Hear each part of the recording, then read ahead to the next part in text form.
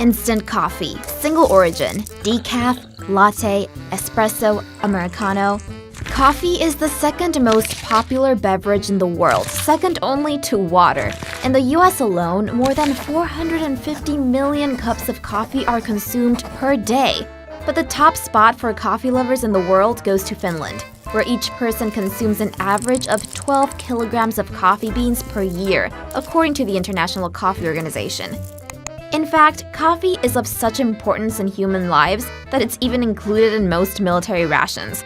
But where did our love for this energy-boosting Java juice come from? And how exactly did it spread across the globe? You're watching Explore Mode, and today we're diving into the history of coffee.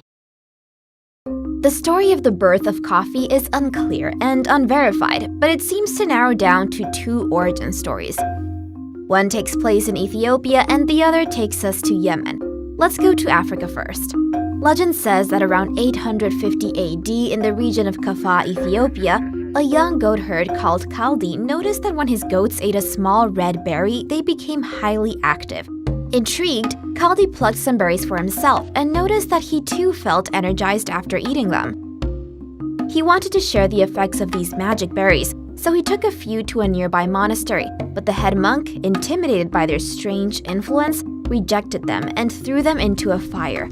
The result was a hypnotizing aroma that captivated the monk. So after the fire was stoked, they picked up the roasted coffee beans that were left among the embers, ground them, and produced the first ever cup of coffee. Now to the other origin story. Legend says that in ancient Yemen there was a man called Sheikh Omar who was famous for his healing powers. For reasons unknown, Omar was banished from his community to a cave in the desert. Hungry and desperate, Omar ate the red berries from a nearby bush, but was taken aback by their bitter flavor. Keen on making the most out of his meager meal, Omar roasted the beans, ground them up, and boiled them with water, producing an energizing liquid that sustained him for days. When his community learned of his magical concoction, he was invited to return. Now, both of these accounts make for good stories, but we can't know for sure if that's how the first cup of joe actually came to be. But it seems, according to historical evidence, that the crown for the first cup of coffee goes to both Yemen and Ethiopia. The plant itself is native to Ethiopia, while the first real evidence we have of its roasting and brewing as we consume coffee nowadays comes from Yemen. See, early records show that during the 15th century, coffee was consumed among Muslim communities around Yemen, specifically the Sufis, because it helped them stay up for long religious ceremonies. The coffee they consumed was brought by merchants from Ethiopia. During the 1600s, the beverage quickly began spreading to Europe. The Netherlands was the first country to open coffee plantations in Sri Lanka in the early 1600s. The Dutch East India Company began importing coffee from then Java and Ceylon in 1711. Pretty soon, other European countries followed suit. In the 1700s, the French took it to the Caribbean, at the same time as the Portuguese introduced it in Brazil. In the late 19th century, the Spanish had taken it to Central and South America. It's no wonder that coffees from these regions are nowadays considered to be among the best in the world. But aren't all coffee beans the same? Not quite. Time for an Express Explorer explanation. Start the clock. There are many types of coffee beans, but the ones that are most common are Arabica, Robusta, Liberica, and Excelsa. They all grow in what is known as the coffee bean belt, a region located between the tropics of Capricorn and Cancer that has the ideal climate and temperature for coffee to thrive. According to the International Coffee Organization, 20 billion pounds of coffee are produced in the bean belt per year. The most common type of coffee bean is the Arabica. Historians believe it was the first type of coffee to be cultivated as it comes from the Ethiopian highlands. Nowadays, 60% of the coffee consumed around the world is Arabica.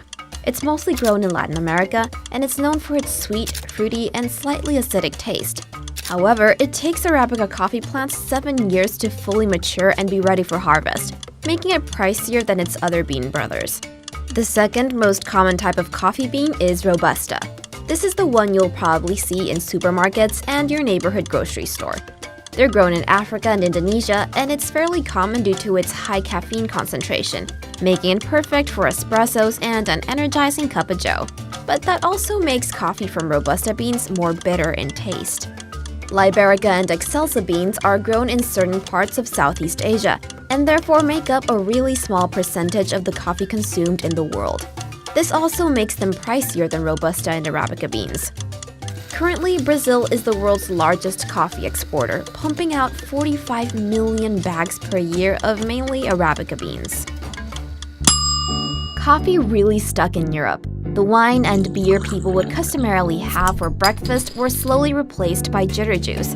But although coffee has become the West's favorite energy booster, people forget it was once considered the devil's drink. Because of coffee's Islamic origins, it was shunned by Christians in the West. They were suspicious of its effects and considered it a pagan drink. It wasn't until 700 years after its discovery, when the drink began to pick up in popularity, that the issue was brought up to then-Pope Clement VIII.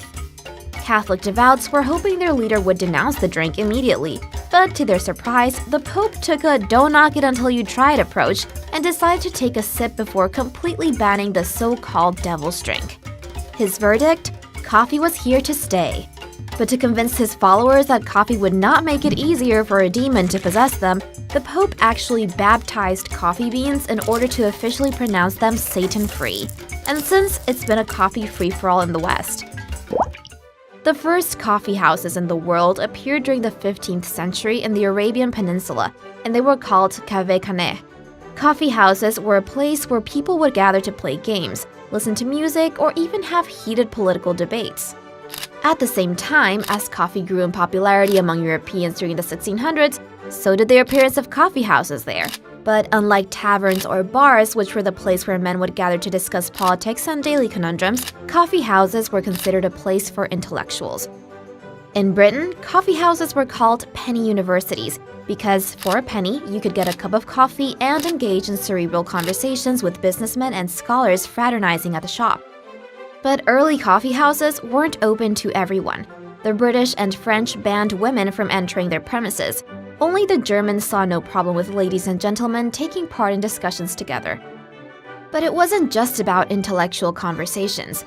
Many people at the time believed that coffee was a very potent remedy for, well, everything apparently. Take a look at this coffee ad from 1652.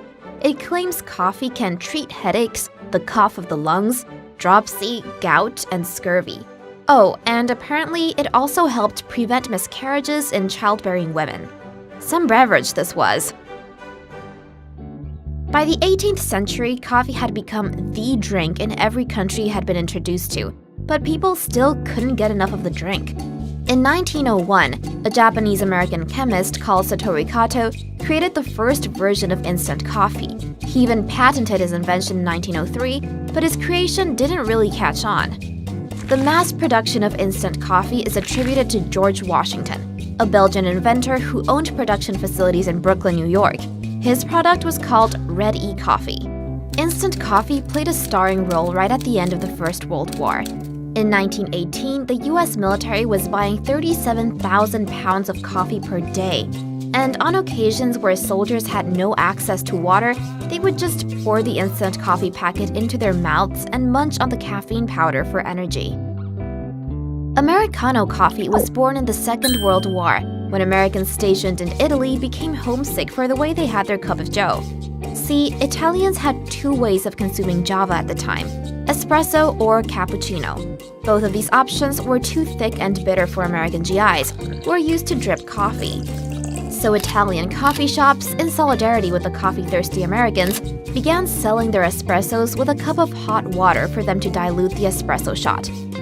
Eventually, they began mixing water with the espresso for the GIs, and began calling the drink an Americano. Today, coffee continues to reign supreme. The global coffee industry earns an estimated $60 billion annually, and Starbucks alone has 29,865 shops quenching the coffee thirst of 78 markets around the world. No matter where we're from, we can all agree that a good cup of coffee can make our day. And you? How do you like your coffee? Thanks for watching Explore Mode. If you liked this video, hit the thumbs up button. If you want to explore even more with us, check out the video we made on Navajo Code Talkers. Before you leave, make sure to hit the subscribe and bell button so you get a notification whenever we upload a new episode. See you next week, and in the meantime, keep your explore mode on.